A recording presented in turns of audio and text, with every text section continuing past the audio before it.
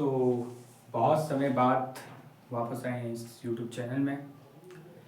बीच में कुछ काम आ चुका था जिसकी वजह से हम लेक्चर नहीं आ पा रहे थे, पर आज से दोबारा से लेक्चर आने स्टार्ट हो जाएंगे। आज से हम वापस से वही हायर लेवल केमिस्ट्री का लेक्चर सीरीज़ को स्टार्ट कर रहे हैं, जो कि हम पहले ही स्टार्ट कर चुके हैं। लास्ट 2 लेक्चर आ चुके थे उसी सीरीज़ के थे, और आज है लेक्चर नंबर 3। वैसे ये जो केमिस्ट्री हम आज से इस लेक्चरों से पढ़ रहे हैं, ये केमिस्ट्री हायर लेवल केमिस्ट्री इसलिए है क्योंकि इन लेवल में हमें जनरली ग्रेजुएशन लेवल या पोस्ट ग्रेजुएशन लेवल की केमिस्ट्री में पढ़ने वाले हैं। इनसे हमें सवाल हमारे IIT जैम एग्ज़ाम पे, CSIR नेट एग्ज़ाम पे, गेट एग्ज़ाम में या टिफर अलग अलग GRF अलग अलग एग्ज़ाम में आते रहते हैं। तो अगर आपको इन एग्ज़ामों को देना है और अच्छी से रैंक से क्वालिफाई करना है तो इन लेक्चरों को अच्छी से देखना स्टार्ट करना। हमने केमिकल बॉन्डिंग जो कि इनऑर्गेनिक का चैप्टर है उसको हम स्टार्ट कर रहे हैं। आपकी IIT जैम के सिलेबस में अगर आप देखें तो 4.3 में आता है केमिकल बॉन्डिंग, जहाँ से हमने सबसे पहले लेक्चर में हमने शुरू किया था आपकी ऑर्बिटल थ्योरी, जिसके बाद हम पढ़े थे आपके हाइब्रिडाइजेशन क्या होते हैं। आज थर्ड लेक्चर में हमें पढ़नी है valence shell electron repulsion theory, जिसकी स्टार्टिंग हमने लास्ट लेक्चर में ही कर दी थी। इस लेक्चर में हमें सिर्फ इतना पढ़ना है कि अगर हमारे पास लोन पेयर भी आ जाएंगे तब क्या क्या चीजें आएंगे। अगर आपने ये लेक्चर देख रहे हैं तो इससे पहले आपको दोनों लेक्चर देखने पड़ेंगे। अगर आपने लेक्चर नहीं देखे तो ये लेक्चर में से बहुत सारी चीजें आपको समझ नहीं आ पाएगी। तो अगर आपने वो नहीं देखे तो अभी वीडियो को रोके चैनल पर जाके वो दोनों लेक्चर देखे, ऑर्बिटल थ्योरी और हाइब्रिडाइजेशन में। ठीक है, शुरू करते हैं वेस्पर थ्योरी या कहें valence shell electron pair repulsion theory. तो हमने अभी तक जैसा कि हमने तक पढ़ा कि क्यों ये थ्योरी आई, तो ये थ्योरी अलग अलग तरीके से आई। हमें बताने को आई कि किसी इलेक्ट्रॉन किसी भी कंपाउंड का शेप और उसकी ज्योमेट्री क्या हो सकती है। देखो, ज्योमेट्री निकालना तो जबकि बहुत आसान था, क्योंकि हमें पता है कि ज्योमेट्री डायरेक्टली स्टेरिक नंबर से आ सकती है।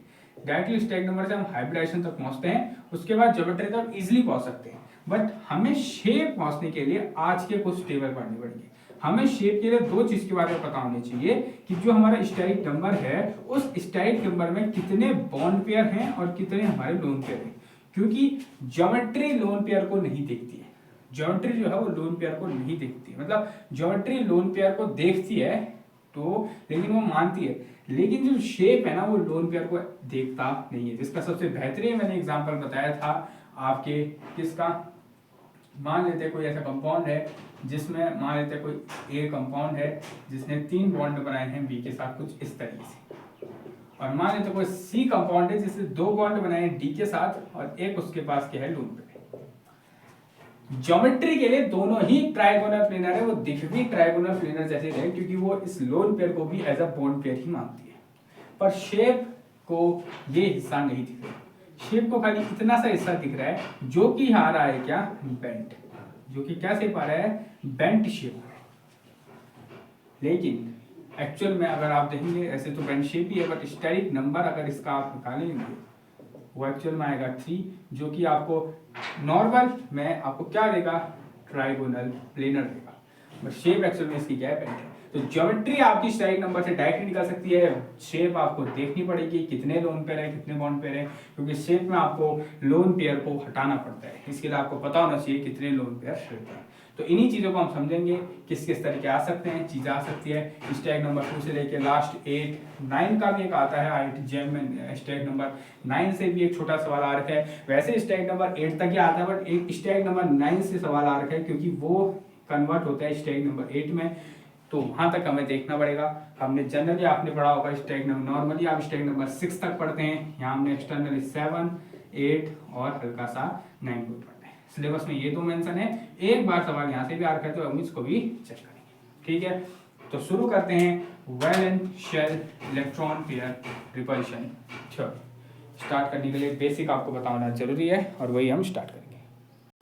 तो हमें चेक करने हैं अलग अलग स्टेरिक नंबर में कितने क्या बन सकते हैं, कॉम्बिनेशन बन सकते हैं। स्टार्ट करते हैं स्टेरिक नंबर 2 से। सबसे पहले आएगा स्टेरिक नंबर 2। हमें पता है स्टेरिक नंबर 2 जो होता है वो होता है sp हाइब्रिडाइज, जिसकी ज्योमेट्री होती है क्या, लीनियर।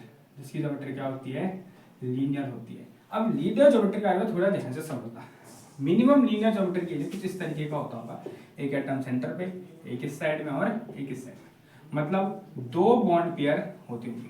और एक चीज याद रखना, हम जब स्टडी करते हैं ना, हमें मिनिमम 2 बॉन्ड पेयर रिक्वायर्ड होते हैं, हम 2 बॉन्ड पेयर तो मिनिमम रिक्वायर्ड होते हैं। और स्टेप नंबर 2 में 2 ही बॉन्ड पेयर होते हैं, तो इसमें ऐसा नहीं कर सकते कि हम एक बॉन्ड पेयर की जगह एक लोन पेयर लगा दें, ऐसा पॉसिबल नहीं होता है।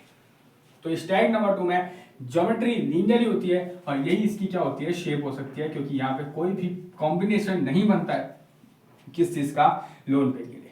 तो याद रखना मिनिमम 2 बॉन्ड पेयर तो रिक्वायर्ड होते ही हैं। इसकी बात है समझ में, बहुत बढ़िया। तो याद रखना 2 बॉन्ड पेयर रहेंगे और स्टेप नंबर 2 में कोई चेंज नहीं आएगा। स्टैटिक यही बात करें अगर हम स्टैटिक नंबर 3 की, स्टैटिक नंबर 3 की अगर हम बात करें, हमें पता है स्टैटिक नंबर 3 क्या होता है, sp2 हाइब्रिडाइज होता है, जिसकी ज्योमेट्री हमें पता है क्या होती है, ट्राइगोनल प्लेनर होती है, ट्राइगोनल प्लेनर होती है। अब ट्राइगोनल प्लेनर मतलब sp3 मतलब 3 बॉन्ड पेयर होंगे। अब यहाँ पे ना एक तो हो सकता है ट्राइगोनल प्लेनर नॉर्मल ज्योमेट्री, जो कि होती है कुछ इस तरीके की, यहाँ पे से एक बॉन्ड इधर ऊपर, एक इधर और एक इधर होती है। लेकिन इसमें एक चीज हम कर सकते हैं, जो कि होता है कि मैं इसको चेंज कर लूं 2 बॉन्ड पेयर बस प्लस 1 लोन पेयर। मैं एक बॉन्ड पेयर की जगह क्या ले लूं, एक लोन पेयर। हमें पढ़ा है कि भाई साहब हम क्या स्टैक नंबर आता कैसे है, bond pair plus lone pair. अगर मेरे कंपाउंड में 2 बॉन्ड पेयर है 1 लोन पेयर है, तो 2 + 1 अभी भी स्टैक नंबर 3 आएगा, ज्योमेट्री अभी भी ट्राइगोनल प्लेनर ही आएगी। लेकिन अगर हम बात करें कि यहाँ पे जो शेप हो जाएगा वो चेंज हो जाएगा, क्योंकि इसका स्ट्रक्चर कुछ ऐसा हो जाएगा, सेंटर में ए रहेगा, यहाँ पे एक बी इस तरफ में, एक बी इस तरफ में, और इस तरीके से क्या आएगा, एक लोन पेयर आएगा। अभी भी ये जो शेप ज्योमेट्री है ये ट्राइगोनल प्लेनर की तरह ही दिख रही है और होती हुई ट्राइगोनल प्लेनर की तरह ही है, पर इसका जो शेप हो जाएगा वो हमें इसको इग्नोर करते हुए सिर्फ इस नीचे के हिस्से को दिखना पड़ेगा, जो कि हो जाता है बेंट शेप, या जिसे कहते हैं हम वी शेप। ये चीज ध्यान देना। तो पता होना चाहिए स्टैक नंबर 3 के लिए एक तो रहती है ट्राइगोनल प्लेनर, जब कोई भी बॉन्ड पेयर होते हैं ट्राइगोनल प्लेनर कब रह सकती है, जब होते हैं 3 bond pair plus 0 lone pair. कोई भी लोन पेयर अगर एग्जिस्ट नहीं करेगा तो ज्योमेट्री या शेप की बात करें वो ट्राइगोनल प्लेनर ही रहेगा। अगर 2 बॉन्ड पेयर और एक लोन पेयर एग्जिस्ट कर रहे हैं तो याद रखना ज्योमेट्री तो अभी भी ट्राइगोनल प्लेनर ही रहेगी, लेकिन उस पॉइंट में शेप जो है वो बदल के क्या हो जाएगा, वी शेप या बेंट शेप हो जाएगा। ठीक है, तो ये तो बात है किसकी, स्टैक नंबर 3 की। अब हम बात करते हैं स्टैक नंबर 4 की। नंबर 3 पॉइंट में हम बात करेंगे स्टैक नंबर 4। हमें पता है स्टैक नंबर 4 में हाइब्रिडाइजेशन रहता है sp3, जिसमें जो ज्योमेट्री आती है वो आती है टेट्राहेड्रल, टेट्राहेड्रल। तो इसमें हम 3 केस बना सकते हैं, ध्यान समझने का। पहला केस जो कि होता है 4 bond pair plus 0 lone pair की, हमारा नॉर्मल ही केस रहे, चारों के 4 स्टैक नंबर बॉन्ड पेयर से ही आए, कोई लोन पेयर से ना आए। दूसरा केस हो सकता है 3 bond pair plus 1 lone pair, कि मैं एक बॉन्ड पेयर की जगह क्या आ जाए, एक लोन पेयर आ जाए। और एक हो सकता है 2 bond pair plus 2 lone pair, कि 2 बॉन्ड पेयर की जगह क्या आ जाए, लोन पेयर। ऐसा नहीं कर सकते यहाँ पे 1 बॉन्ड पेयर 3 लोन पेयर कर सकते हैं, ऐसा नहीं हो सकता, क्योंकि हमें पता है मिनिमम हमें 2 बॉन्ड पेयर तो चाहिए होते हैं। अब इनकी शेप की अगर हम बात करें तो 4 बॉन्ड पेयर 0 लोन पेयर, कोई लोन पेयर नहीं है तो नॉर्मल टेट्राहेड्रल का ही शेप रहेगा, कुछ इस तरीके से, यहाँ यहाँ और यहाँ कुछ इस तरीके का ही रहेगा नॉर्मल टेट्राहेड्रल का shape. 3 bond pair 1 lone pair, तो याद रखना हमेशा बॉन्ड पेयर सबसे दूर रहेगा, तो हम तक लोन पेयर जो होगा सबसे दूर रखा जाएगा, तो ऊपर की साइड पे रहेगा लोन पेयर, और ये जो बॉन्ड पेयर है 3 ये एज इट इज ऐसे रहेंगे। अब इसकी अगर हम बात करें तो हमें ये नहीं देखना है, हमें सिर्फ इतने को देखना है। तो ये स्ट्रक्चर हमें पता होना चाहिए, ये पिरामिड की तरह लग रहा है, तो ये शेप जो होता है वो पिरामिडल शेप होता है, और स्पेशली अगर हम कहें तो ये ट्राइगोनल पिरामिडल भी कई जगह पे लिखा आता है। तो ट्राइगोनल पिरामिडल कहें या सिर्फ पिरामिडल कहें, ये इसी शेप की बात हो रही होती है जब स्टैक नंबर 4 पे 3 बॉन्ड पेयर और 1 लोन पेयर का किस्सा आता है। ज्योमेट्री अभी भी इसकी टेट्राहेड्रल ही रहेगी, लेकिन शेप की बात करें तो वो पिरामिडल या ट्राइगोनल पिरामिडल हो जाएगा। 2 बॉन्ड पेयर 2 लोन पेयर की बात करें तो इसको कुछ इस तरीके से बना सकते हैं। बनाने का तरीका तो क्या हो सकता है कि एक लोन पेयर को इधर डाल दें, एक इसके अपोजिट डाल दें, और एक बॉन्ड पेयर इधर, एक बॉन्ड पेयर इधर।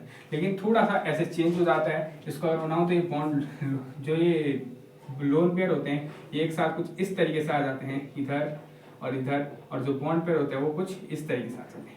शेप अभी भी टेट्राहेड्रल ही है, स्क्वायर प्लेनर मत समझना, तब ज्योमेट्री अभी भी टेट्राहेड्रल ही रहेगी। लेकिन अगर हम शेप की बात करें तो इसे ऊपर का ये नहीं दिख रहा, इसे सिर्फ ये नीचे का स्ट्रक्चर दिख रहा है जो कि एज इट इज सेम है इस स्ट्रक्चर के। अगर तुम गौर करो ये वाला जो स्ट्रक्चर है और ये वाला स्ट्रक्चर सेम ही है, तो ये शेप भी क्या होती है, बेंट या वी शेप होती है, बेंट या वी शेप होती है। तो मैंने कहा था कि ज्योमेट्री लास्ट लेक्चर अगर याद हो तो ज्योमेट्री जो है स्टैक नंबर की वही रहेगी। अगर 4 स्टैक नंबर में टेट्राहेड्रल बनता है तो 4 में ही बनेगा, 5 या 6 में नहीं बन सकता। लेकिन मैंने कहा था शेप चेंज हो सकता है। देखो बेंट शेप स्टैक नंबर 3 पे भी आ सकता है, स्टैक नंबर 4 पे भी आ सकता है। तो शेप की कोई गारंटी नहीं है कि वो एक ही जगह है, वो 2 से 3 जगह आ सकता है। तो याद रखना, ये तो बात होगी स्टैक नंबर 4 की। ऐसे करके हमें देखते रहने, अभी नोट कर सकते हैं, नोट करते हैं, नोट्स बनाते रहने, क्योंकि नोट्स ही इंपॉर्टेंट है। अपने नोट्स ही सबसे ज्यादा इंपॉर्टेंट रहेंगे, जब तक लिखोगे नहीं कुछ नहीं होने वाला है। तो ये नोट्स याद रहेंगे हमेशा, जिंदगी भर ये याद रहेगा, ये चीज ध्यान देना। तो ये तो बात होगी स्टैक नंबर 2, 3 और 4 की। आगे बढ़ते हैं, अब बात करेंगे स्टैक नंबर 5 की। स्टैक नंबर 5, स्टैटिक नंबर 5 की अगर मैं बात करूं, नंबर 4th पॉइंट है स्टैटिक नंबर 5। हमें पता है स्टैटिक नंबर 5 मतलब sp3d होता है। अब यहाँ पे हमें उसकी तरफ नहीं जाना है, हमें यहाँ पे ना जो sp3 5 होता है ना, सॉरी sp3d जो शेप होता है, इसमें हम मानेंगे d जो है वो अपना देखो यहाँ पे हम ज्योमेट्री पेंटागोनल बाई पिरामिडल नहीं मानेंगे, स्क्वायर पिरामिडल नहीं माननी है। हम जनरली हमने कहा था 99% पेंटागोनल बाई पिरामिडल बनती है, स्क्वायर पिरामिडल को हमें उतना देखने की जरूरत नहीं है। तो अभी भी हम मेजर वाली तरफ जाएंगे, हम इसकी ज्योमेट्री अभी भी क्या रखेंगे, pentagonal bi pyramidal, PBP geometry. अब केसेस 3 बन सकते, केसेस कितने बन सकते हैं। पहला केस बन सकता है कि मैं 5 में से 5 के 5 रहने दूं, तब तो पेंटागोनल बाई पिरामिडल ही ज्योमेट्री रहेगी, कोई चेंज नहीं होगा, ठीक है। एक बन सकता है कि मैं 4 बॉन्ड पे रखूं और 1 लोन पे रखूं, 5 आना चाहिए टोटल, तो मैं 4 बॉन्ड पे रख रहा हूं और 1 लोन पे रख रहा हूं। दूसरा केस बन सकता है कि मैं 3 बॉन्ड पे रख रहा हूं और 2 लोन पे रख रहा हूं, ठीक है, 3 बॉन्ड पेयर और 2 लोन पेयर। एक केस हो सकता है कि मैं 2 बॉन्ड पेयर और 3 लोन पे रख रहा हूं, 2 बॉन्ड पेयर प्लस 3 लोन पे। क्या इससे कम भी कर सकता हूँ, तो जवाब होगा नहीं। क्यों नहीं कर सकता हूँ, क्योंकि तुम्हें पता है सर 2 बॉन्ड पेयर से नीचे तो जा नहीं सकते, तो ऐसा केस बनेगा ही नहीं कि 4 लोन पेयर 1 बॉन्ड पेयर। तो लास्ट केस ये बन सकता है। तो ये 3 केस बन सकते हैं, एक ओरिजिनल केस हो गया जहाँ पे कोई भी लोन पेयर नहीं होगा। अब गौर करना, 4 बॉन्ड पे हमें पता होना चाहिए पेंटागोनल पर पिरामिडल दिखता कैसा है, कुछ ऐसा दिखता है इस तरीके से। ये वैसे इसकी स्टडी हम इजिली अभी अच्छे से करने वाला हूँ, इसलिए मैं यहाँ पे बना दे रहा हूँ, कुछ इस तरीके का दिखता है। ये जो 3 बॉन्ड है ये प्लेन में रहते हैं, और ये जो 2 बॉन्ड है एक इस तरीके से ऊपर होगा, एक इस तरीके से नीचे होगा। यहाँ पे प्लेन पे 3 बॉन्ड होंगे, एक ऊपर को एक नीचे को। अब समझना, अगर मेरे को 4 बॉन्ड पे 2 लोन पे है, तो याद रखना, अब वैसे तो मैं इसकी स्टडी अभी बताने वाला ही हूँ कि क्यों ऐसा होता है। तो जो इस लोन पेयर को हम इस जगह पे रखते हैं, ये वाले जो है इसकी जगह रखते हैं, तो कुछ ऐसा शेप बनता है। ए इधर पे आ जाएगा लोन पेयर, ये वाला बॉन्ड एज इट इज ऐसा रहेगा, ये बॉन्ड एज इट इज ऐसा रहेगा, ये बॉन्ड एज इट इज ऐसा ही, ये बॉन्ड एज इट इज ऐसा ही, ठीक है। अब गौर करना कि वैसे तो ये ट्राइगोनल बाय पेंटागोन सॉरी तभी तो कहूँ क्यों बार-बार पीबी थोड़ी बनती है, टीबीपी बनती है, ट्राइगोनल बाय पिरामिडल, ट्रायंगल है ना, पीबी तो स्टैक नंबर 7 पे बनेगा, ठीक है सॉरी। तो ट्राइगोनल बाय पिरामिडल ही ज्योमेट्री है इसकी, तभी तो मैं बार-बार ट्राइगोनल बाय पिरामिडल क्यों निकल रहा है। देखो अब याद करते होता है तो होता है। तो ट्राइगोनल बाय पिरामिडल ही इसकी ज्योमेट्री है, बट अगर मैं शेप की बात करूं तो इस हिस्से को हटा के ये हिस्सा लिखना पड़ेगा, और इस हिस्से का जो नाम होता है ये होता है सीसॉ। इस हिस्से का जो नाम होता है वो हो जाता है सीसॉ, झूले की तरह शेप है, ऐसे ऐसे ऐसे ऐसे झूले की तरह शेप है, तो एक सीसॉ शेप हो, याद रखना क्या शेप है, सीसॉ शेप। तो ये वाला जो शेप होता है वो सीसॉ होता है, कब 4 बॉन्ड पेयर 1 लोन पेयर। ये जितना प्रैक्टिस करोगे, जितने क्वेश्चन करोगे, मैं भी क्वेश्चन कराऊंगा, बहुत सारे क्वेश्चन कराने वाला हूँ, सारे क्वेश्चन कराऊंगा, उस पर तुम्हें समझ आ जाएगा कि किस तरीके से चीजें रहती है। तो सीसॉ शेप रहने वाला है इस तरीके से। यहाँ बात करें तो आप 2 लोन पेयर बॉन्ड पेयर होते हैं, तो मैं 2 बॉन्ड पेयर इन दोनों को बदलूंगा, इन दोनों बॉन्ड पेयर की जगह बदल के यहाँ दोनों लगाऊंगा क्या, लोन पेयर। तो एक लगा दिया लोन पेयर इधर, एक लगा दिया लोन पेयर इधर, चाहे तो लोन पेयर हम साथ में रखते हैं, एक इधर, ऊपर वाला बॉन्ड एज इट इज, नीचे वाला बॉन्ड एज इट इज। तो ये जो शेप अगर तुम गौर करो तो इसको शेप को बॉन्ड लोन पेयर पे ही दिख रहे हैं, तो ऐसा वो दिख रहे हैं। और ये जो शेप है, ये शेप का नाम होता है टी शेप। क्या? T shape. तो टी शेप कहाँ बनता है? टी शेप बनता है स्टाइल नंबर 5 में 3 बॉन्ड पेयर 2 लोन पेयर में। अब ये याद जल्दी जल्दी होनी चाहिए, ठीक है, ओके। अब इसकी बात करें तो यहाँ पे 3 लोन पेयर आ चुके हैं, तो तीनों लोन पेयर में इधर दूंगा 1 2 3, तो होगा कुछ ऐसा कि एक लोन पेयर आ जाएगा इधर, एक लोन पेयर आ जाएगा इधर, और एक लोन पेयर आ जाएगा इधर, एक बॉन्ड पेयर ऊपर, एक बॉन्ड पेयर ऊपर। अब मुझे खुद बताओ, ये शेप अभी ज्योमेट्री अभी भी ट्राइगोनल पाइरामिडल ही है, लेकिन शेप क्या है? शेप को सिर्फ इतना देखो, ये शेप है सीधी लीनियर शेप है। याद रखो क्या शेप है? लीनियर। खुद देखो लीनियर 2 बार आ चुका है। एक लीनियर शेप कहाँ आता है? एक लीनियर शेप आता है कहाँ? स्टेज नंबर 2 पे। क्या लीनियर शेप कहीं वहीं रहता है? तो जवाब नहीं। लीनियर शेप दोबारा आता है स्टेज नंबर 5 में 2 बॉन्ड पेयर 3 लोन पेयर वाले केस में, ठीक है। तो ध्यान देते ना कि कहाँ क्या बनेगा, ठीक है। अब मैंने ये बनाने का इससे तरीका ये है क्योंकि मुझको थोड़ा सा इसे डिटेल में समझाना है, किसको? Trigonal bipyramidal. क्योंकि ये जो शेप है ना, ये जो ज्योमेट्री है बहुत बेहतरीन ज्योमेट्री है, इसको थोड़ा सा डिटेल में समझते हैं। देखो ऐसा क्या समझो, ये जो नीचे वाले बॉन्ड होते हैं ना और ये ऊपर वाले बॉन्ड होते हैं, इनका और इनको अलग अलग नाम से जाना जाता है। अब कंफ्यूज क्यों है ना, जैसे क्यों नाम से जाना जाता है? अगर तुम्हें बताओ तो जो ये एंगल होता है, ये होता है 120 डिग्री का। तो जो नीचे वाले बॉन्डों के बीच में जो एंगल होता है वो 120 डिग्री का रहता है, ये एंगल नीचे वाले। पर अगर मैं कंपेयर करूं ऊपर वाले और इन वाले बॉन्ड के इसमें, तो ये एंगल लगभग कितना होता है? तो क्या एक्जैक्टली 90 डिग्री का होता है। तो जो नीचे वाले एंगल होते हैं इनमें अंतर होता है कितने का? 120 का। और जो ऊपर वाले एंगल होते हैं, ऊपर नीचे वाले की कंपेरिजन में ऊपर वाले और नीचे वाले एंगल होते हैं, उनमें अंतर कितने होता है? 90 डिग्री का एंगल होता है। इसलिए ये एंगल के डिफरेंस होने की वजह से, याद है ना, बहुत ध्यान से बता रहा हूँ, एंगल के डिफरेंस होने की वजह से हम जो तिरछे बॉन्ड होते हैं इनको बोलते हैं इक्विटोरियल बॉन्ड्स, इन्हें बोलते हैं इक्विटोरियल बॉन्ड्स।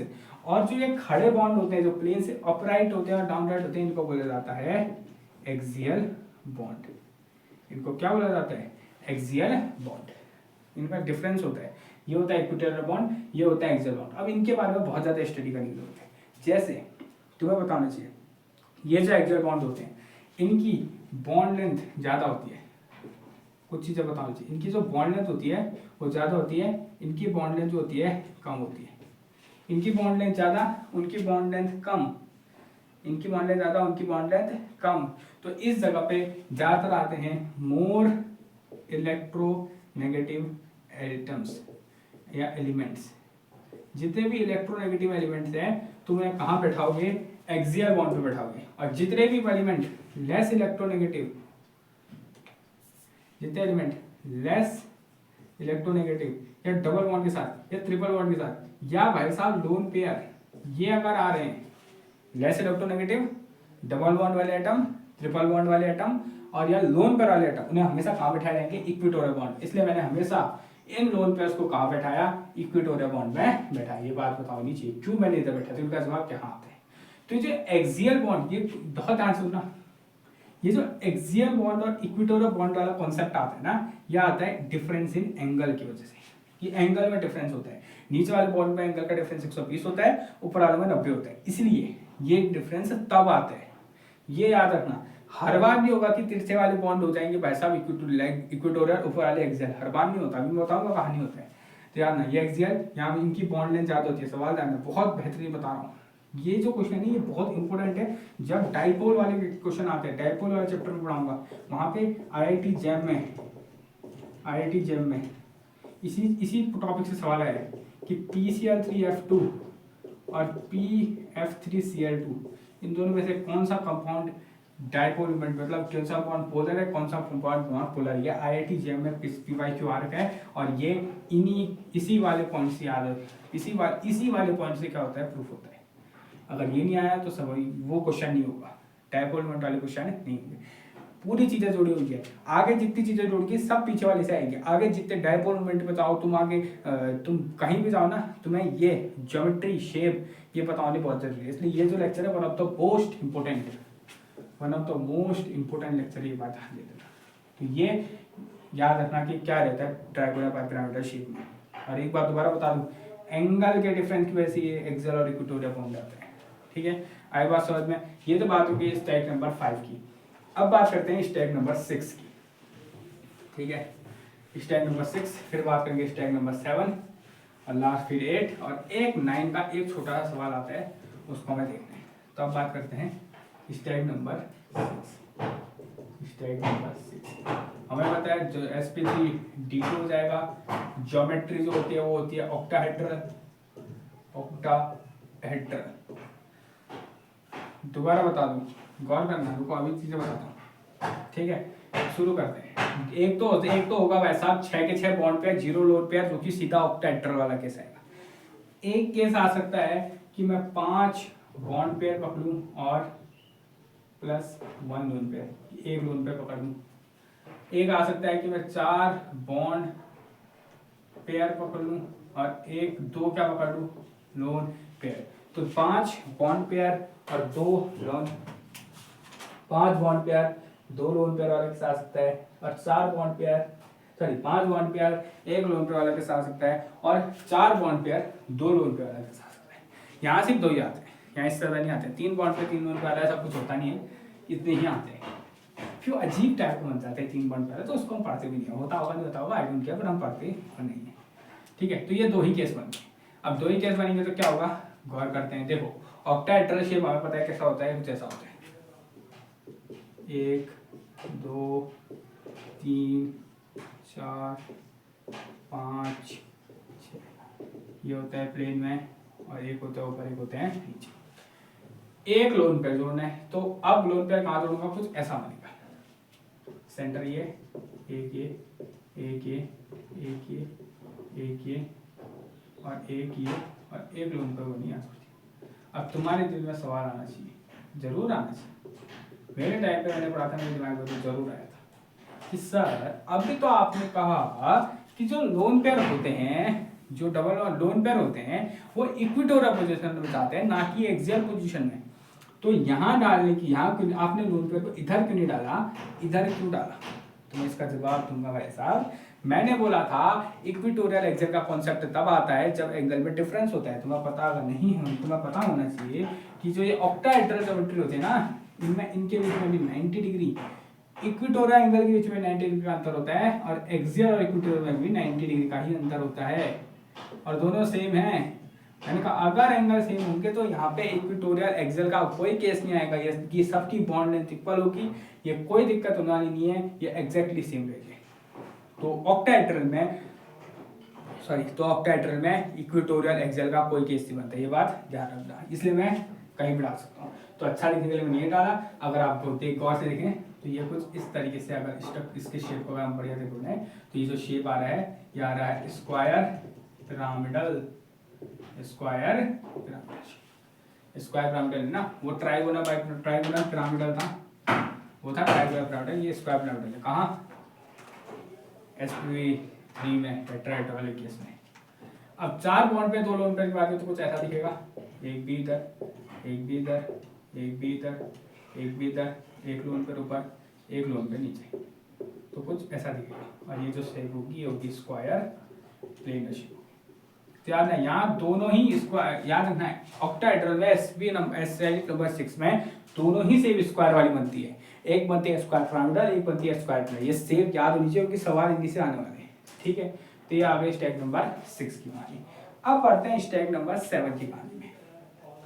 स्टैक नंबर 7 बहुत ही बेहतरीन सवाल है। स्टैक नंबर 7 बहुत बेहतरीन होते हैं क्योंकि स्टैक नंबर 7 में एक कॉन्सेप्ट लगता है जो कि बहुत इंपॉर्टेंट है। बेहतरीन कॉन्सेप्ट लगता है, वैसा बेहतरीन कॉन्सेप्ट, वो बेहतरीन कॉन्सेप्ट ही याद रखना। शुरू करते हैं स्टैक नंबर 7 से। स्टैक नंबर 7 हमें बताया ज्योमेट्री होगी sp3d3, और जो ज्योमेट्री होगी वो होगी पेंटागोनल बाई पिरामिडल PBP। अब साथ है तो यहाँ 3 केस बनते हैं। पहला केस बनता है कि पहला केस तो सिंपल होता है कि 7 के साथ बॉन्ड पेयर हो जाए तो कोई भी दिक्कत नहीं होती, सेम ही शेप रहता है। एक केस बनता है यहाँ पे 6 bond pair plus 1 lone pair का, और एक केस बनता है यहाँ पे किसका, 5 bond pair plus 2 lone pair का, ठीक है। इसको बाद में समझते हैं, पहले इसको समझ लेते हैं क्योंकि उस पर कॉन्सेप्ट रखने वाला है, उस कॉन्सेप्ट को भी समझना पड़ेगा, उसको भी समझना पहले ये देख लेते हैं। देखो 7 हमें बनाना चाहिए, शेप कैसा दिखता है, कुछ ऐसा दिखता है, यहाँ पे पेंटागन होता है कुछ इस तरीके का, एक पेंटागन होता है, फिर एक ऊपर और एक नीचे, कुछ ऐसा होता है। यहाँ पे पेंटागन बना होता है, फिर एक ऊपर एक नीचे, ऐसा कुछ रहता है। 2 लोन पेयर जोड़ने तो मैं एक ऊपर जोड़ता हूँ एक नीचे जोड़ता हूँ, सिंपल बात, सिंपल बात। तो कुछ इस तरीके से ये इधर ये इधर, और 5 को जोड़ने तो 1 2 3 4 और 5। अगर तुम ज्योमेट्री निकालने की कोशिश करो ना तो ये कुछ ऐसी है, मतलब शेप निकालने की कोशिश करो तो ये कुछ ऐसा आएगा, यह आएगा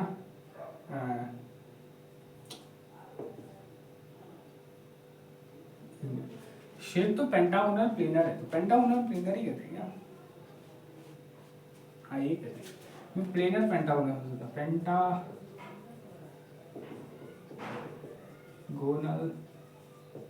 प्लेनर शेप है। क्या शेप है? Pentagonal planar. Pentagonal bi pyramidal है, दोनों पिरामिडल उड़ गए तो वैसा प्लेनर ही शेप रहेगा, ठीक है। तो सिंपल बात होती है। यहाँ पे आता है कॉन्सेप्ट, बड़ा ही बेहतरीन कॉन्सेप्ट। देखो 6 बॉन्ड पे 1 लोन पेयर में ना दो टाइप से हो सकता है ये शेप ना, 2 तरीके से बन सकता है। एक बनता है इंक्लूजन ऑफ एस ऑर्बिटल और एक होता है एक्सक्लूजन ऑफ एस ऑर्बिटल। ये याद रखना, exclusion of S orbital, inclusion of S orbital क्या होते हैं, नया ही कॉन्सेप्ट आ रहा होगा लेकिन इसको समझ लो। अगर ज्यादा हार्ड नहीं है कॉन्सेप्ट, बहुत ही इजी है, ज्यादा कोई तरीका नहीं होता, बट समझ लो, समझोगे ना सही से तरीके से। देखो इंक्लूजन ऑफ एस ऑर्बिटल और एक्सक्लूजन ऑफ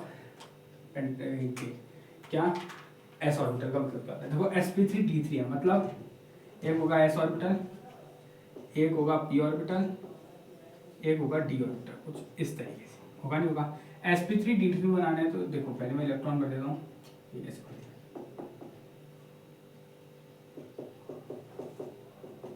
कुछ ऐसा होगा, सिंपल बात। d3 बनाना है, ठीक है। कुछ ऐसा टाइप का हमारा क्या होता है, अगर ऐसा टाइप का है, ठीक है, तो क्यों सर आएगा, सर ऐसा क्यों बनाया, सर ऐसा भी तो बना सकते थे, यहाँ भी ऐसे खोल दो, तभी तो 1 2 3 4 5 6 7 बनेंगे। पर भाई मेरे को 7 बॉन्ड पेयर बनाने ही नहीं है। अगर ऐसा होता तो ये तो नॉर्मल केस था, 7 बॉन्ड पेयर बन रहे थे, पेंटागोन बाय पिरामिडल ज्योमेट्री। पर मेरे को एक लोन पेयर बनाना है, वो लोन पेयर कहाँ बैठा होगा, एस पे बैठा होगा। तो यहाँ पे 2 तरीके से होते हैं। कभी कभी क्या होता है, नहीं एस बहुत अंदर होता है, बहुत अंदर, और ये डी बहुत बाहर होता है, डी के यहाँ तक मुझे पकड़ना है। तो कभी कभी क्या होता है कि जब एनर्जी डिफरेंस नहीं होता तो ठीक ठाक करके तो आराम से बढ़िया करके ऐसा चल देते हैं, हम सबको पकड़ देंगे। तो हमारे क्या आ जाएगा sp3d3, sp3d3 ही ज्योमेट्री बनती है, जो कि नॉर्मल होती है, बढ़िया होती है, यहाँ पे लोन पेयर आएगा। अगर हम इसकी ज्योमेट्री की बात करें ना, ये बनता है distorted octahedral, distorted octahedral, octahedral ही बनता है क्योंकि कितने 1 2 3 4 5 6 बॉन्ड पेयर बनते हैं जो ऑक्टाहेड्रल बनते हैं, और तो डिस्टॉर्ट हो जाते हैं क्योंकि ये जो लोन पेयर है रिपल्शन करते हैं, ठीक है। तो इसकी ज्योमेट्री क्या होती है, डिस्टॉर्टेड ऑक्टाहेड्रल। कब, जब एस को लेंगे तो यहाँ क्या बनेगा, डिस्टॉर्टेड ऑक्टाहेड्रल, ऑक्टाहेड्रल यहाँ बनता है क्या, डिस्टॉर्टेड ऑक्टाहेड्रल। आई बात हो जाए, बहुत बेहतरीन टाइप का सवाल आया, समझ में आया। लेकिन एक चीज ध्यान देना, लेकिन होगा देखो इसका शेप भी बनाऊंगा, अभी यहाँ पे बताओ, लेकिन अभी जगह नहीं है तो देख लो। कभी कभी क्या होता है ना, कभी कभी ये यहाँ से नहीं लेते हैं, इस ये अंदर इतने अंदर चले जाते हैं, ये जो एस ऑर्बिटल ये बरीड हो जाता है, बरीड मतलब दफन हो जाता है, बहुत अंदर चले जाते हैं, जिसकी वजह से इसे ले ही नहीं पाते हैं, हाइब्रिडाइजेशन में आ ही नहीं पाता है, आ ही नहीं पाता। तो कौन कौन आते हैं, सिर्फ आते हैं p3d3, सिर्फ कौन आते हैं p3d3, ये अंदर चले जाते हैं। तो मतलब ये है ही नहीं हाइब्रिडाइजेशन में। और अगर कोई चीज हाइब्रिडाइजेशन में नहीं तो मतलब वो शेप में ज्योमेट्री में कहीं अंदर नहीं दिखाई, अगर दिखाई नहीं दिए तो p3d3 से अगर तुम स्टैक नंबर निकालोगे तो 3 + 3 6 स्टैक नंबर में ऑक्टाहेड्रल ज्योमेट्री बनती है। इसकी ज्योमेट्री क्या होती है, ऑक्टाहेड्रल बनती है, क्योंकि 1 2 3 4 5 6 ही है, यहाँ भी ऑक्टाहेड्रल बनेगा। और मेरे सवाल का जवाब देना, क्या ये ऑक्टाहेड्रल बेहतरीन ऑक्टाहेड्रल बनेगा या थोड़ा सा डिस्टॉर्ट बनेगा। अगर जवाब है डिस्टॉर्ट बनेगा तो जवाब है गलत, अगर से देखो, एक मिनट, लाइट जा चुकी है, ओके, थोड़ा दिक्कत आई है, एक मिनट, थोड़ी सी लाइट की दिक्कत आ गई है, लेकिन अब ऐसे ही संभाल लेते हैं, ज़्यादा लेक्चर बचाए नहीं, थोड़ा बचाए तो थोड़ा संभाल लेना, ठीक है। देखो ऑक्टाहेड्रल अगर ज्योमेट्री बनी या ना, सवाल था कि क्या ये डिस्टॉर्टेड बनेगा या बेहतरीन बनेगा, तो जवाब इसका है कि यार ये बेहतरीन बनेगा। क्यों डिस्टॉर्टेड बनेगा? डिस्टॉर्ट तब बनता है जब कोई असर देता, लोन पेयर अगर क्या करता, अफेक्ट करता है, लोन पेयर अफेक्ट उस केस में कर रहा था, इस केस में तो पैसा बड़ी हो गया, दफन हो गया, कुछ असर ही नहीं है, तो यहाँ क्या बनेगा, यहाँ बनती है बेहतरीन ऑक्टाहेड्रल ज्योमेट्री, ऑक्टाहेड्रल शेप बनते हैं। तो समझ आया नहीं, ये एक्सक्लूजन ऑफ एस ऑर्बिटल और इंक्लूजन एस ऑर्बिटल का हुआ, क्योंकि ये बहुत अंदर दब चुका था, तो अगर इसे लिया जाएगा तो डिस्टॉर्टेड ऑक्टाहेड्रल बनेगा, नहीं लिया जाएगा तो ऑक्टाहेड्रल बनेगा। अब सवाल आता है सर हमें कैसे पता चलेगा कि लिया जाए ना लिया जाए? तो मैं कुछ एग्जांपल बता दे रहा हूँ। देखो ज्यादातर कंडीशन में तो लिया ही जाएगा, ठीक है, कुछ कंडीशन में नहीं लिया जाएगा, वो उसकी एग्जांपल बताऊंगा, लेकिन पहले थोड़ा ज्योमेट्री दिखा देता हूँ। कुछ ऐसा होता है ये इंक्लूजन में, कुछ ये इधर आ जाता है और एक ऊपर एक है, तो ये हल्का हल्का शेप अगर देखें तो ये हल्का सा ऑक्टाहेड्रल का ही शेप देता है, तो लेकिन डिस्टॉर्ट है तो हल्का हल्का, वैसे पेंटागन और पिरामिडल शेप ज्योमेट्री है, शेप हल्का डिस्टॉर्ट होता है, ये तो बेहतरीन ऑक्टाहेड्रल बनता है, इसकी कोई दिक्कत नहीं, ये बनेगा बेहतरीन ऑक्टाहेड्रल, ठीक है। अब मैं कुछ एग्जांपल इसके दूंगा, याद रखना, क्योंकि यही हमारा एक्सेप्शनल केस है।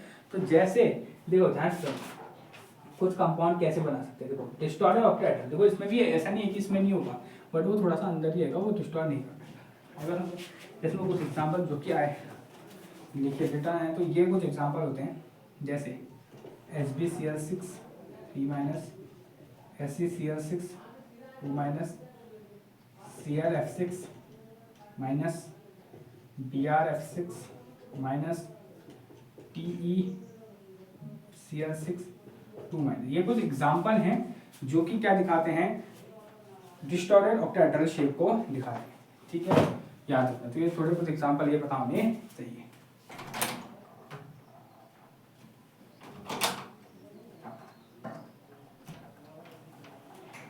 आई बस समझ में, बहुत बढ़िया। हाँ अभी थोड़ी लाइट आ गई है, चलो देख लेते हैं। ओके, अगला आता है स्टेज नंबर 8। वहाँ कुछ ऐसा नहीं है, देखो स्टेज नंबर 8 की बात करें तो वहाँ पे कोई भी वाला किस्सा नहीं है। किसका कौन सा किस्सा? ऐसे लोन पे होने वाला कोई किस्सा नहीं आता, वैसे 2 ही किस्से आते हैं जो कि मैं पहले भी बता चुका हूँ, उन्हीं को थोड़ा रिपीट करके करना है, ठीक है। बढ़ते हैं अगले बार।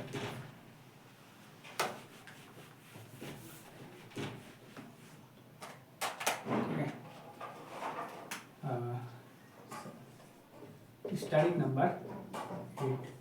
स्टैटिक नंबर 8 का मतलब होता है sp3d4, जिसकी ज्योमेट्री देखो, यहाँ पे भी तुम्हें वो इतना दिमाग खराब नहीं, देखो 2 ही ज्योमेट्री बन सकती है। देखो तुम्हें बताना चाहिए sp3d4 में दो ही चीज हो सकती है। पहली चीज हो सकती है कि अगर ये d, देखो यहाँ 2 ही केस बनते हैं, पर मैं 3 केस बनाऊंगा, ये 3 केस बैठते हैं, इसको स्टार लगा। देखो अगर ये d(x² - y² हो या dz² हो, तुम्हें बचपन से पता है कि यार, बचपन से क्या होता है, पिछले ही लेक्चर से पता है कि अगर ये dx² - y² है तो ज्योमेट्री बनती है स्क्वायर एंटी प्रिज्मेटिक। ये शेप कुछ ऐसा होता है कि सेंटर में ऐसे रहेगा, फिर ये 8, फिर 1 2 3 4 ऐसे ऊपर 4 प्रिज्म करके होंगे, 5 6 7 8 नीचे प्रिज्म देखा, ऐसे 4 कोने होते हैं, तो बीच में ऐसे 1 2 3 4 1 2 3 और 4 ऐसे स्क्वायर एंटी प्रिज्मेटिक वाला है, ठीक है। अभी बनाना बड़ा मुश्किल होता है, इसलिए देते हैं। अगर ये बनेगा तो यहाँ बनता है 2 डेकाहेड्रल, हमें पता है यहाँ बनता है 2 डेकाहेड्रल, तो यहीं ये 2 आते हैं। जैसे अगर dz² है तो 2 डेकाहेड्रल, dx² - y² है तो स्क्वायर एंटी प्रिज्मेटिक। ये क्या है वैसा, ये है कि अगर कभी हो जाए यहाँ पे कभी ऐसा हाइब्रिडेशन मिल जाए, क्या p3d5 हाइब्रिडेशन। अब सवाल आता है सर p3d5 हाइब्रिडेशन ये कहाँ से, तो मैं कहूँगा वैसा भी कहाँ से आएगा, इसका ओरिजिन बताता हूँ तुम्हें। ये ओरिजिन आया होगा, ये है sp3d5 stage number 5, sorry stage number 9, जहाँ का पहला केस होगा कि 8 bond pair plus 1 lone pair, और उसमें भी पहला केस होगा buried loan, inclusion exclusion of एसो।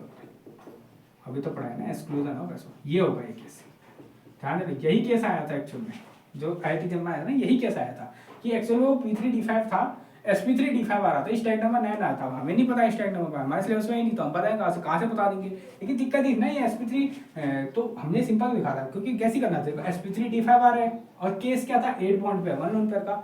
अब हमें नहीं पता ना वैसा 8 बॉन्ड पे 1 लोन पेयर में अगर इंक्लूजन कर दिया तो क्या ज्योमेट्री बनती है, हमें नहीं पता। पर हमें एक चीज पता है कि अगर मैं इसको एक्सक्लूड कर दूं तो मेरे को सिर्फ मिलेगा P3P5, तो 5 3 8, तो ये बिहेव कर लेगा स्टैक नंबर 8 की जगह, जो मैंने अभी अभी सीख रखा है, जो मैंने अभी अभी सीख रखा है। तो अगर ये स्टैक नंबर 8 की जगह क्या, मैंने बोला मैक्सिमम ये होता है 99%, ये होता है 1%, याद रखना। तो अभी भी इसका ज्योमेट्री क्या हो जाएगी, चल इसका सेव हो जाएगा स्क्वायर एंटी प्रिज्मेटिक। ये बस ये केस आया था, बस एक बस ये केस आया था IIT में, याद रखना। जैम के एग्जाम का केस था, एक्चुअल में स्टैक नंबर 9 का था, बट स्टैक नंबर 9 नहीं होता हमारे से, नहीं ना CSI नेट में नहीं, नेट में भी नहीं होता है, ठीक है। बस हमने में इतना हम करा कैसे, क्या था, करा सिर्फ इतना था कि यार sp3d5 आ रहा है 8 बॉन्ड पे 1 लोन पेयर का, हमें नहीं पता शिफ्ट क्या होता है। बस अगर कोशिश, हमें खाली 8 बॉन्ड पेयर तक पता है, हमने सोचा कि यार अगर इस 1 लोन पेयर को बरीड कर देते हैं, एक्सक्लूजन ऑफ ऐसा ऑर्बिटल कर देते हैं, तो स्टैक नंबर 8 आएगा। ऑप्शन था इसको एंटीप्रिज्मेटिक, बस वो आंसर टिक करना था, ठीक है। तो ये पूरी की पूरी कहानी है किसकी, वैलेंस इलेक्ट्रॉन डिप्रेशन थ्योरी की, एंटायर स्टोरी, ठीक है। लगभग आधा घंटा इसको हमने समझाने में लगा गया, ठीक है। अब कुछ सवाल कर लेते हैं, उन्हीं सवाल से रिलेटेड कुछ सवाल हम करते हैं, क्योंकि देखो मेन में होता है ना, थ्योरी मेन नहीं होती, याद रखना। कभी भी तुम कोई भी एग्जाम की तैयारी तुम कर रहे हो ना, थ्योरी मेन नहीं है, बिल्कुल मेन नहीं है। तुम जितनी थ्योरी, तुम थ्योरी ही पढ़ते रहोगे, किसी काम नहीं आएंगी वैसा, जब तक तुम क्वेश्चन नहीं कर, तुम क्वेश्चन करोगे तभी चार चीज़ें तुम कर रहे हो, तो पढ़ो काम वाली। तो जितनी ज़्यादा सिंपल होता हूँ, जल्द से जल्द तुम्हारा जितना भी टाइम है, तो मैक्सिमम देखो पढ़ने के लिए बहुत टाइम होता है, लेकिन लास्ट जो पढ़ना है, लास्ट 6 महीने के पहले तो पढ़ना स्टार्ट कर देना। एग्जाम तुम्हारा होता है फरवरी में, तो उससे 6 महीने पहले स्टार्ट करना जरूरी हो जाना चाहिए। और ये 6 महीने में कोशिश करना है कि 2 महीने के अंदर, 2 से 3 महीने के अंदर तुम्हारा 2 महीने के अंदर 10 सिलेबस खत्म हो जाए, कोशिश करना।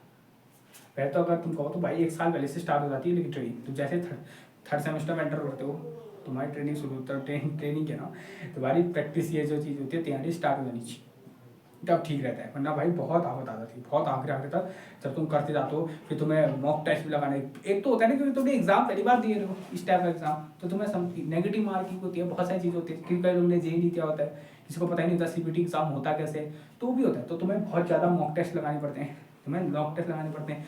कितने क्वेश्चन है, सिलेबस देखोगे, सिलेबस इतना अहम है, कई सारी नई चीज़ें हैं, क्योंकि कई सारी चीज़ें हमारे थर्ड सेमेस्टर पढ़ते तो हमें पढ़ी नहीं होती, उनको अलग से पढ़ना होता है, तो बहुत सारी चीज़ें होती है।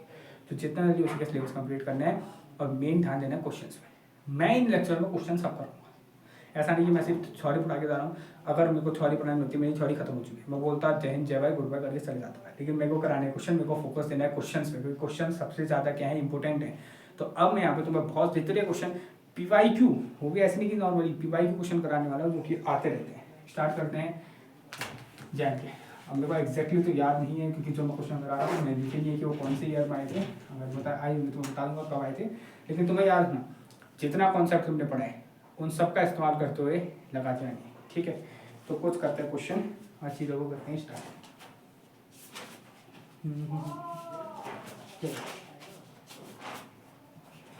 स्टार्ट करते हैं कुछ क्वेश्चन से, ठीक है। यह देख लेना, अब कुछ बेसिक क्वेश्चन पहले हम बेसिक करा देते हैं। बेसिक की जगह तुम्हें बेसिक नहीं आएगा तो ऑब्वियसली तुम एडवांस लेवल का करके क्या ही करोगे, चलिए बेसिक तो आना चाहिए। तो मैं यहाँ पे क्या करा रहा हूँ, मैं कुछ आपको कंपाउंड दूंगा, आपको खुद उनकी क्या निकालनी है, खुद पहले मैं जहाँ पे कंपाउंड दूंगा तो मैं मानना है पॉज वीडियो को, और तुम्हें निकालनी है उनकी ज्योमेट्री, उनकी शेप, और मेन निकालनी ज्योमेट्री और शेप तो निकालनी है, याद रखना, क्योंकि सवाल इनसे आता है। ज्योमेट्री भी निकालनी है, शेप भी निकालनी है, आए बस में। तो स्टार्ट करते हैं ध्यान से लेना, ठीक है। कुछ कंपाउंड में लिख रहा हूँ, उनकी ज्योमेट्री शेप निकालनी, चलिए R3 प्लस BR3 माइनस, फिर मैं कन्फर्म कराते रहूँगा, BRF3 SCl2 I3 minus I3 plus हो गया, और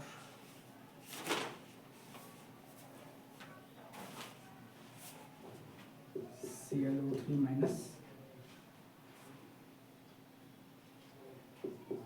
XeO3 Xe CO2F2। इन कंपाउंड की आदत है क्या लिखना है आपको, शेप लिखनी है और ज्योमेट्री दोनों ही लिखनी है। किन क्या बात करते हैं, जितने कॉन्सेप्ट बताए जैसे बताए तुम ज्योमेट्री आराम से देखो, ज्योमेट्री आसानी से निकल जाएगी। देखो पता है अगर जिसने पिछला लेक्चर नहीं देखा होगा उसके दिमाग में कुछ नहीं आएगा, क्योंकि आप देखो तुम्हें इतना लंबा टाइम नहीं है कि तुम आराम से इनको सॉल्व कर सको। तुम्हें सॉल्व करना है, जितनी जल्दी कोशिश हो सके कोशिश करनी है। और अभी तुम्हें पिछले लेक्चर में बता रखा है, डिक्टो तरीका बताया तुम कैसे तुरंत क्या निकाल सकते हो, हाइब्रिडाइजेशन निकाल, हाइब्रिडेशन स्टैक नंबर निकाल सकते हो। ज्योमेट्री तुम्हारी तुरंत आ जाएगी। स्टैक सेम थिंग ले थोड़ा सा लगाना पड़ेगा तुम्हें दिमाग, ठीक है। ये देख लो, एक बार देख लो, पॉज करो और अगर लिख दिया तो अब करो कंटिन्यू। जिसको नहीं आ रही प्रैक्टिस करो, गलत भी हो रहा है खुद का कोशिश करो। मैं साहब तुम कोशिश करो, पॉइंट के नहीं गलत उससे कोई फर्क थोड़ी पड़ रहा है। सही हो जाएगा, मैं सही तो बताया ना, ऐसा थोड़ी मैं चल जाऊँ गलत सही गलत हो जाएगा, गलत ही रहेगा। मैं बता तो रहा हूँ ना आंसर, तो तुम्हें पॉइंट करना है, कोशिश एक बार करो, गलत होगा सही हो जाएगा। तुम गलत करोगे तो पता चलेगा अरे भाई यहाँ पे मैंने ये गलती करी, ठीक है। स्टार्ट करते हैं ब्रोमीन से, तरीका बताया था कैसे करना है। देखो ब्रोमीन आता है लास्ट सेकंड लास्ट, तो इसकी बैलेंसी होती है 7, लेकिन प्लस है तो इसकी एक बैलेंसी घट के हो जाएगी कितनी, 6। अब ब्रोमीन एक ब्रोमीन यहाँ 3 नहीं लगाते, 3 बोला बैठ गया, एक तो ब्रोमीन सेंटर रहेगा ना, बॉन्ड कितने हैं 2 हैं, तो 6 - 2 आएगा 4। मतलब ये है 2 bond pair plus 2 lone pair. ऐसा नहीं कि 4 लोन पेयर मत कर देना, मतलब 4 इलेक्ट्रॉन है, पेयर 2 ही होते हैं, ठीक है। अब देखो 2 बॉन्ड पेयर 2 लोन पेयर, तो ये आना है, ऐसा आना क्या है, ये एक्चुअल में आना है sp3 shape, sorry sp3 hybridisation आने वाला है, शेप आना है टेट्राहेड्रल इसका शेप है। ज्योमेट्री की बात करें तो 2 बॉन्ड में 2 लोन पेयर में होती है तुम्हारी पेंट है, बस समझे। अगले की तरफ बढ़ते हैं, अगला है Br3-। तो ऐसे शुरू करते हैं। देखो ब्रोमीन का एक्चुअल में होता है 7 वैलेंसी, माइनस लगेगा तो मतलब जोड़ देना है 8 माइनस, फिर Br3 है मतलब 2 ब्रोमीन और जुड़ेंगे तो -2 कर देंगे, आएगा 6 आएगा। मतलब ये है तुम्हारा 2 bond pair plus 3 lone pair वाला केस, K + 2 5 मतलब sp3 B वाला केस, मतलब ट्राइगोनल बाइपिरामिडल। इसकी आ जाएगी ज्योमेट्री, सॉरी ये शेप है, सॉरी ये शेप, ज्योमेट्री आ जाएगा ट्राइगोनल बाइपिरामिडल, और जो शेप आएगा जो बताना चाहिए 2 बॉन्ड पेयर 3 लोन पेयर में शेप होता है लीनियर। कितना क्या होता है, लीनियर होता है, समझ में बहुत बढ़िया। अगला करते हैं Br3 तो फिर बताना चाहिए वैसा, ब्रोमीन 7 दिखाता है, कोई चार्ज नहीं है, प्लस माइनस तो ना घटेगी ना बढ़ेगी। 3 फ्लोरीन जुड़े तो 7 - 3 हो जाएगा कितना, 4 हो गया। तो मतलब ये 3 bond pair plus 2 lone pair वाला केस है, 3 + 2 ये आएगा 5 मतलब sp3d।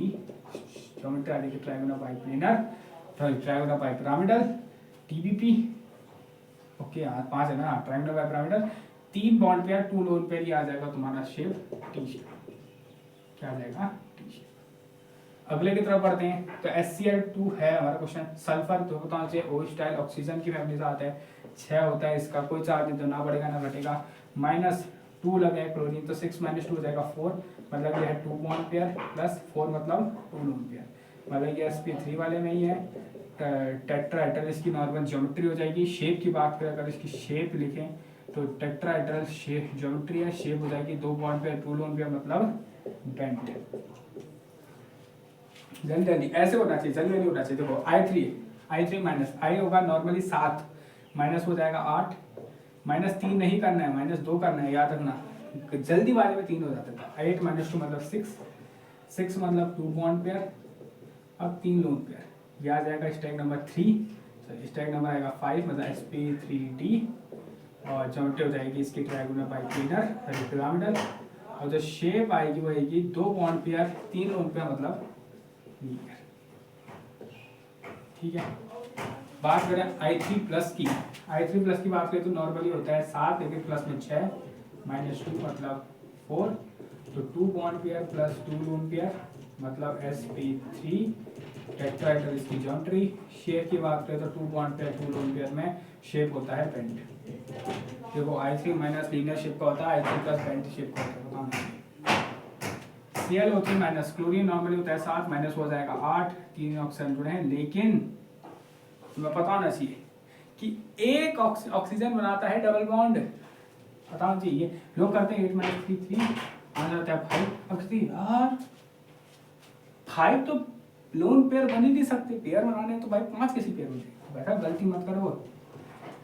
ऑक्सीजन डाइवेलेंट है, 2 बॉन्ड बनाएगा तो 3 ऑक्सीजन मिलकर 6 बॉन्ड बनाएंगे, तो 2 आएगा इधर, तो 6 बॉन्ड पेयर प्लस सॉरी, लेकिन बॉन्ड पेयर तो 3 ही लोग ना, 3 bond pair plus 1 lone pair, 3 bond pair 1 lone pair. यहाँ पे बॉन्ड पेयर हम 3 ही लेते हैं, पर यहाँ बात डालने के लिए इसका डबल करना पड़ता है, ठीक है। तो 3 + 1 4, तो sp3 केस है, टेट्राहेड्रल का केस है, जो शेप आएगा वो लगभग आएगा क्या, 3 बॉन्ड पेयर 1 लोन पेयर, यह आएगा तुम्हारा पिरामिडल, ठीक है। अगले की बात करते हैं, XeO3 जिनॉन 8 वैलेंसी होती है, 3 मतलब 3 दूनी 6 लगा हुआ, तो 8 - 6 = 2, लेकिन यहाँ कहेंगे सिर्फ 3 bond pair plus 1 lone pair. जैसे अब डाइवैलेंटी के लिए ना, जैसे हम बॉन्ड लोन पेयर को घटा के आधा करते हैं, वैसे बॉन्ड इसके बॉन्ड पेयर को भी घटाना पड़ेगा, तो 3 + 1 4, ये भी होगा sp3, ज्योमेट्री होगी इसकी टेट्राहेड्रल, शेप जो इसका होगा वो होगा क्या, पिरामिडल, XeO2F2, तो देख लेना, XeO2F2 का होगा, Xe मतलब 8 होता है, ऑक्सीजन डाइवेलेंट होता है तो -4, फ्लोरीन मोनोवेलेंट होता है। देखो अब ये भी तो याद होना चाहिए, 3 4 अगर आ जाए तो कैसे करते हैं, वैसे आपको 1 2 3 3 4 दिखाने चाहिए थे, पर हो जाएगा। देखो 4 हो जाएगा, F2 में आता है तो -2 कितना आएगा, 8 - 6 = 2 आ जाएगा आंसर, मतलब 3 बॉन्ड पेयर नहीं, गड़बड़ मत करना, डायरेक्ट आता ये तो गड़बड़ होती है, यहाँ से गिनना है, तो बॉन्ड पे अब यहाँ से गिनना, बॉन्ड पे नीचे गिनने की जरूरत नहीं, ऊपर से गिनो, कितने हैं, 2 और 2 4, 4 बॉन्ड पेयर और 1 लोन पेयर, 1 लोन पेयर, तो 4 5 मतलब sp3 डी वाला केस, ट्राइगोनल बाई पिरामिड वाला केस। अगर शेप की बात करें तो एक लोन पेयर है, तो यह आ जाएगा सीसॉ शेप, सीसॉ शेप, आई बात समझ में। तो ये जो चीज़ है ना, ये निकालने आनी चाहिए, क्योंकि सवाल ऐसे ही आएंगे, सवाल अब सर अब बोले सर ऐसा सवाल थोड़ी आएगा, मैं कहूँगा ऐसा सवाल ही आता है, मैं कुछ क्यों दिखाऊंगा ना, तुम अगर कॉल कर तो केमिकल भाई, तुम मैं बताऊँ तुम्हें एक बात सही बता, पूरी की पूरी IIT चैन में सबसे सरल सवाल केमिकल बॉन्डिंग से आते हैं, सबसे सरल, पूरा चैप्टर ना ज़्यादा हार्ड है, सबसे सरल चैप्टर और सबसे सरल सवाल होते हैं। क्या सवाल आएगा, वो कहेगा भाई साहब ये 2 कंपाउंड दे दिए, ClO3 XeO4, ऐसे कह देगा, जैसे एग्जाम्पल 2 कंपाउंड देगा, जैसे तुम्हें एग्जाम्पल में दिखाता हूँ, इसने 3 कंपाउंड दे दिए, I3 + ClO3 XeO3, 3 कंपाउंड देगा वो, और इसके रिलेटेड नीचे बोल देगा कुछ क्या स्टेटमेंट कैसे कहेगा, वो कहेगा पहला स्टेटमेंट बोलेगा कि भाई साहब MSQ का सवाल, MSQ होता है 1 से ज़्यादा ऑप्शन होते हैं, तो बोलेगा कि इनमें से कौन से करेक्ट ऑप्शन है उनको टिक करो। पहला ऑप्शन जैसे उन्होंने कह दिया ऑल 3 हैव सेम ज्योमेट्री, ये सबके पास सेम ज्योमेट्री है, तो तुम देखो तो ज्योमेट्री इसकी भी टेट्राहेड्रल, इसकी टेट्राहेड्रल, इसकी भी टेट्राहेड्रल, तो पहला ऑप्शन करेक्ट हो जाएगा।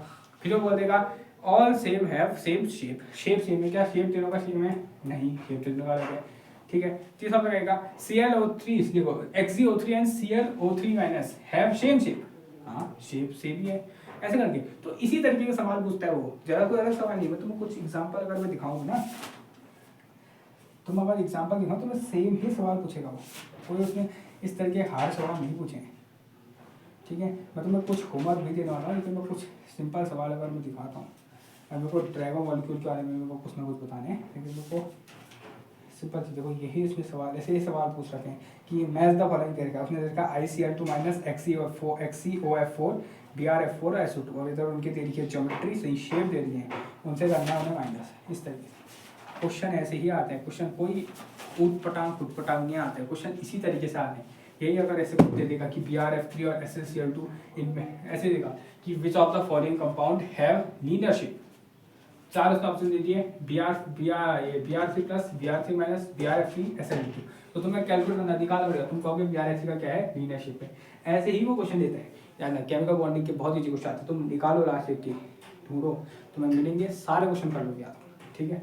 यही क्वेश्चन है कुछ, यही जो मैं सारे क्वेश्चन डायरेक्टली तो लिख देता हूँ, सारे क्वेश्चन ऐसे ही आए हैं, ठीक है।